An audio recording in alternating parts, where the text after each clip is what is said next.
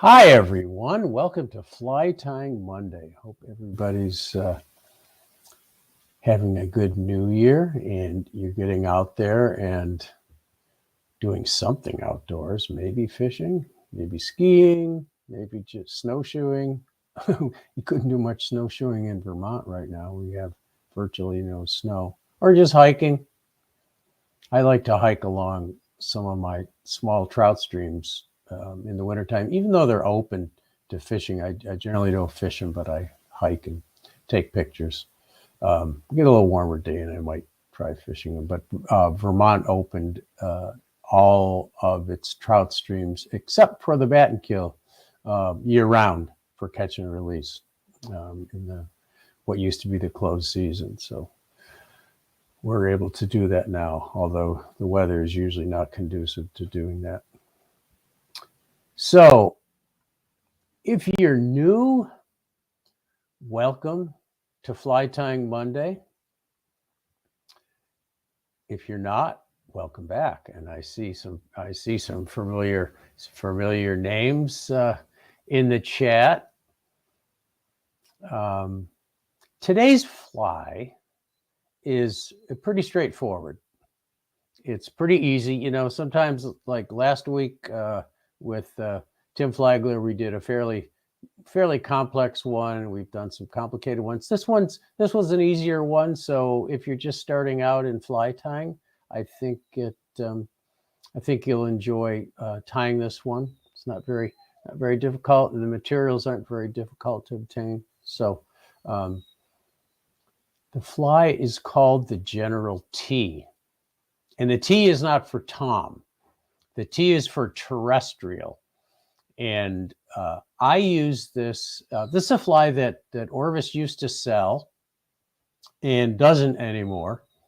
But I'm going to resubmit it to Fulling Mill, where my flies are tied, and maybe Orvis will have it again next year. It won't be anytime soon.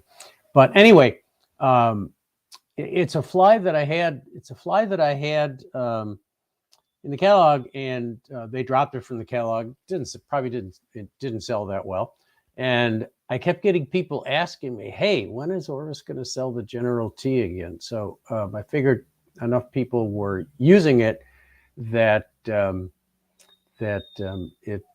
was worth bringing back. So, anyways, it's a general imitation. You know, we so often think about hoppers and crickets and beetles and inchworms as being terrestrial imitations, but there's a lot of other stuff. And excuse the puppy whining in the background. I'm home alone and he's in his kennel. There's a lot of other stuff that falls into a river all day long that gets trapped in the water and can't get away. And trout know it's an easy meal. House flies and deer flies and wasps and bees and you know, all kinds of just kind of general terrestrial flies with wings that fall in the water. This is also in the smaller sizes is a great flying ant imitation. So I use it when there's larger flying ants on the water. So anyway, it's a useful fly. It's relatively visible, although it floats low. It's relatively visible because of the flashy wings that I put on it reflect light from nearly every angle. So it shows up on the water pretty well, even though it doesn't have a post or a parachute or an indicator or anything like that. So anyway, that's the General T, and I use it. You can also fish it drowned. You know, you can fish it as a wet fly. If it sinks, it'll work pretty well underwater. These terrestrials often get drowned after they've been sitting on the water for a while. So you can use it wet or dry. I usually use it wet, and it's a good pattern. Oh, you know, during the day when the fish are kind of just sipping occasionally, and you think, oh, they're probably just picking off terrestrials that are falling in the water. So anyway, that's where I fish it, and let's start tying it. There's what it looks like. There's what it will look like, hopefully. And I like to tie this on a Bigeye hook. I love these Orvis Bigeye hooks because they have a big eye and they're easy to poke a tippet through there. So I'm going to start with a size, this is a size 16, and you could tie this thing anywhere from a 12 or a 14 down to about an 18. I think it would be difficult to tie any smaller than 18. And it's basically a fur ant with flashy wings is all it is. So it's nothing that difficult. So I'm going to use 12-0 brown thread for this fly. And I'll start my thread by winding back over it 5 or 6 times. And then I'll bring my thread almost to the back end, not quite to the end of the shank. And then I'm going to make my dubbing. So the dubbing is some tan ice dub and some Peacock Ice Dub mixed. And I think, what did I say? Two-thirds tan, Julia, and 1/3 Peacock. Is that what I said? Yes, exactly. 2/3 tan, 1/3 Peacock. Yeah, and this doesn't have to be exact. I just like a mixture of tan and kind of a brownish olive-ish. And I just mix the dubbing by pulling it, carding it back and forth like so. And this ice dub is really nice. Boy, that dog is really going crazy today. And I don't think you guys want me to go take him for a walk while we're doing this. So there's my dubbing mix. And as you can see, I hope you can see in the photograph, this stuff sparkles. And a lot of these terrestrials have kind of an iridescent, sparkly body. So it makes a nice body on this fly. And I'm going to take a small amount of this dubbing. And I'm going to dub it on my thread. Actually, not a terribly small amount. Pretty good lump of it. I like the rear lump heavier than the front lump. So I've got that on there. And this ice dubbing, you want to go really tight on it. Some people find it hard to dub. I don't, and I don't need to use wax or anything. You just have to put some pressure on it. And I'm going to start here, and then I'm going to kind of wind back toward the bend, and then I'm going to come forward a little bit, and then I'm going to come back, and that's too much. I'm going to take some off here. Come back. Here, I just took some off to make that rear lump. And you can trim, these fuzzy fibers if you want. I don't think it matters. But I'll trim them because they show up. They show up in the close-up pretty well. And then I'm going to take some Krystal Flash, and I like the Midge Krystal Flash. This is a really fine stuff. And I'm going to take 3 strands. I'm going to find 3 nice long strands.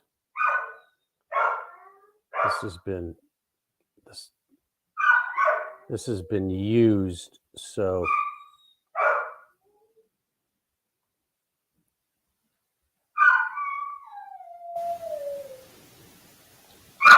that may be 4, but I'll pull one out because I think 3 strands is just about right on this wing. Oh, I got 4, so I'm going to get rid of one. Make sure they're all long enough. I'm going to even off the ends. And I find that it helps to wet this stuff.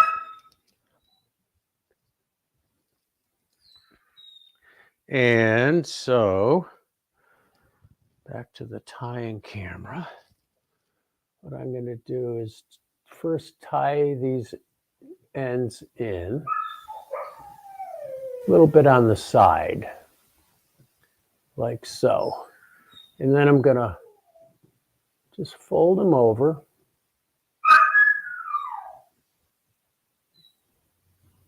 Fold it over in a loop. And then wind forward a little bit. And then wind back over it on the far side. So you can see what I've done here. I've got my one wing. That wing's a little long, but that's okay. Got the one wing on the near side. And then I wound it back up against that bump. And then I'm just going to fold it again. And you try to make them about the same size on the far side, like so. Trim off the excess. And then I like to post these wings, so I think it helps them stay in place a little bit better. So I just carefully, sometimes it's hard to get that thread around the wing. Just carefully do a post on the far side.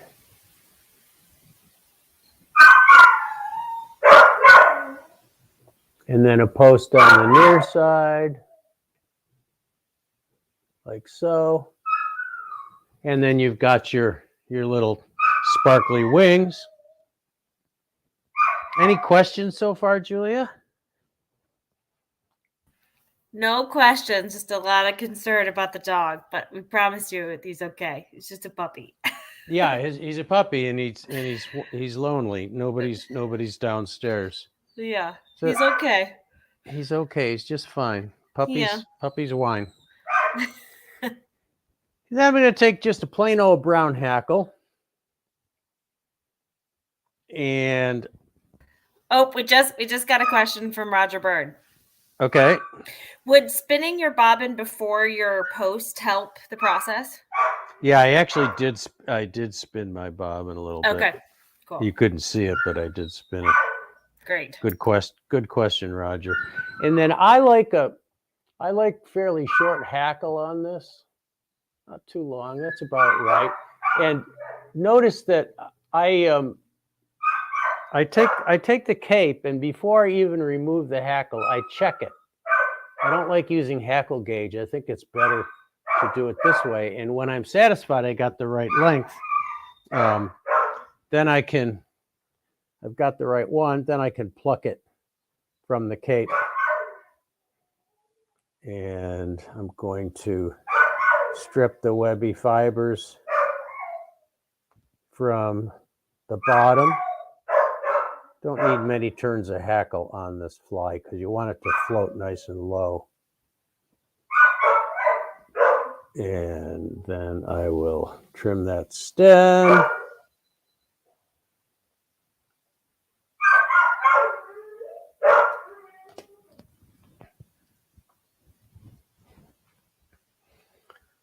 Tie in my hackle. I like dull side forward. Doesn't really matter on this fly. I like it. And you've already got a little base there. You got a little base there to wind your hackle. And you want to kind of even out that base. It'll make your hackle easier to wind. Give it a couple good turns to make sure that stem doesn't come out. And then, oh boy, that puppy sounds so unhappy. I promise everybody, soon as I get done with this, we're going for a walk. And then I'm going to grab my hackle with hackle pliers. Tom, we have a couple questions about the hackle because I don't think the hackle is in the recipe. The hackle is not in the recipe? Apparently not in the one I had. It might have been in your post. Oh, but God. If you could just clarify what kind it was, and we have just like how someone can tell. Tinkering's asking if they can tell if they're using the correct tackle. Oh, and Mark, thank you for asking. I'm feeling okay. Feeling very pregnant. Happy to be here with you. Let me finish winding this hackle. Okay, great. And then I'll discuss it. So I use plain brown hackle, plain brown neck hackle on this fly. I don't see any reason why you couldn't use black or grizzly or whatever. It just adds a little flotation and kind of imitates the legs of the insect, and it imitates a little motion. But yeah, I think you could use any color, and just a hackle that is going to be short enough to be relatively short, about a gap and a half wide on the shank. So yeah, that's it. I use brown because I started out using brown and it seems to work. Now I'm going to take a little bit smaller amount of dubbing, and good thing this is a short fly today so that I can go attend to that dog.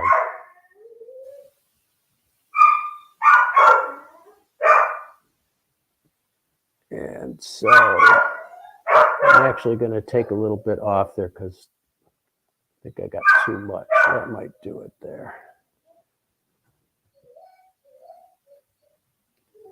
And then usually helps to kind of hold that hackle back out of the way so you don't trap any fibers. I'm going to start over again.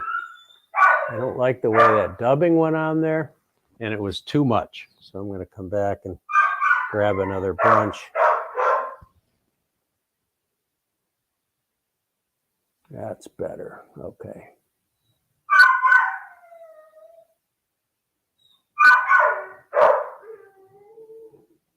And just wind a ball of dubbing in front. Take a couple extra turns.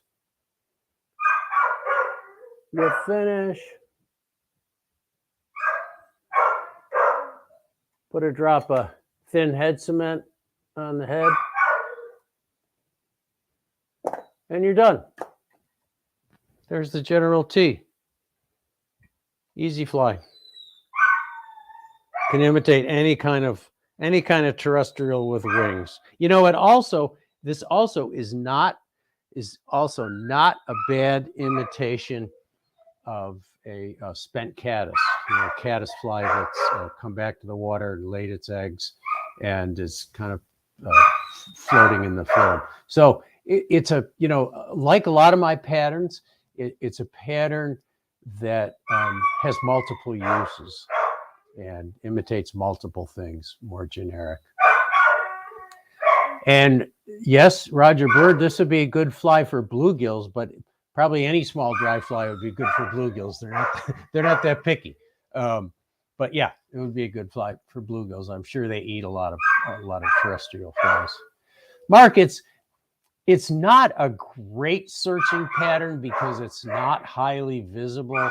I mean, you can, on flat water, you could see those sparkly wings, but I'd pick something else for a searching pattern, like a parachute Adams or a elk hair caddis or a small chubby Chernobyl.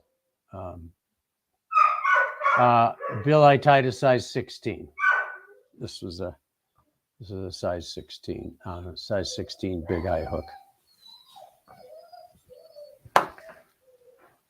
So that's the puppy's name is Sedge, Sedge. So sedge is a common plant, grass. I think it's a grass. and it's also what they call caddisflies in Europe. So that's the puppy's name. What other colors would you recommend? I don't know, Ed. I tie it in tan and it seems to work. Try some different colors. Black might work. Black, green. Who knows? Purple might work. Purple seems to work. So I just tie it in tan. Okay. Any other questions? I don't think so.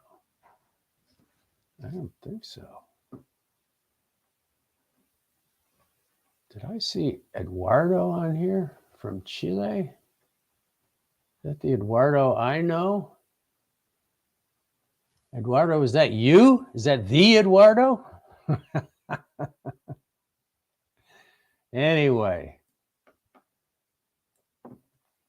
that is the fly. Yep, it looks like a bee, Peter. Looks like a house fly, looks like a deer fly, looks like a lot of different things that fall in the water. So anyway, it works. And experiment with colors, experiment with sizes. Could anything else be used for the wings? Sure, you could use some kind of clear synthetic fiber. You could use CDC for the wings. Then it wouldn't be a General T. It'd be something else. It would be the Greg. It would be the Greg T.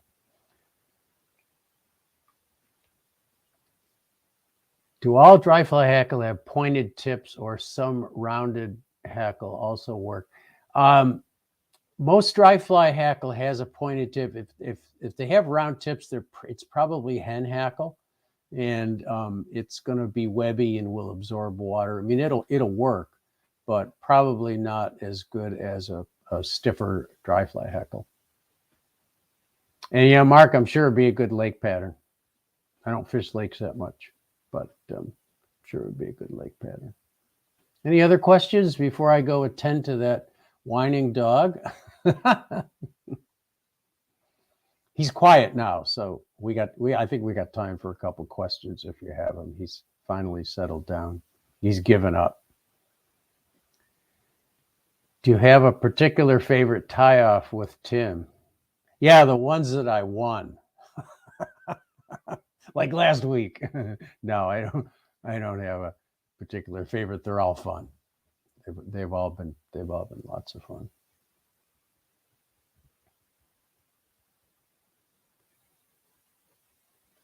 Where should this be fished? On the surface, in the surface film, and under the surface. As I said previously, this thing will work when it's sunk. So you could just let it sink. Can you get a fish with Tom Raffle going? No. You don't want to fish with me. I'm a klutz. Where can we see you? Oh, good question. I'm going to be at the Virginia Wine and Fly Fishing Festival this weekend. I have 2 private paid classes a day, which are booked. But I do have a presentation in the afternoon. It's outside of Richmond somewhere. If you look up the Virginia Wine and Fly Fishing Festival, you can find it. And then I'm going to be at the Texas Beer and Fly Fishing Festival in late January or late February. And other than that, I think those are the events that I have going on. I'm going to be when I'm in Texas. I'm going to be speaking at the festival, and in the days before, I'm going to be speaking at all 4 of the Orvis stores in the Dallas area. And if you're in that area, and you're on their mailing list, you'll be getting some emails on when those events are going to be held. Nothing in Missouri, Rodney. I went to Missouri last year. That was fun. It was nice. The dubbing mix. The dubbing mix is 2/3 tan, tan ice dubbing and 1/3 peacock ice dubbing. But you could probably make it work with almost any dubbing. Will you be at the Bat and Kill Festival this year? Yes, I will in April, Ed. I plan on it anyways.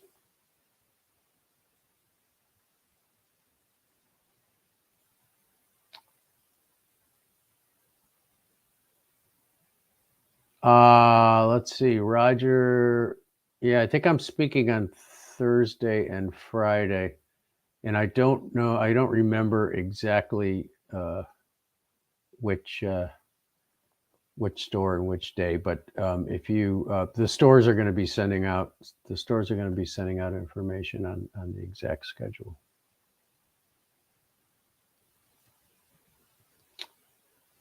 All right, everyone. Any more questions? Any more questions before? How can we see what events you're attending? Maybe we'll put something on the blog. Maybe I can talk Phil into. I'll give Phil my schedule and put something on the blog if you're interested. Oh, I have a really fun video that just came out. If you're interested. Fishing the slush slam in downtown Denver, where on a miserable snowy day we tried to catch a white sucker, a carp, and a rainbow trout, all in downtown Denver.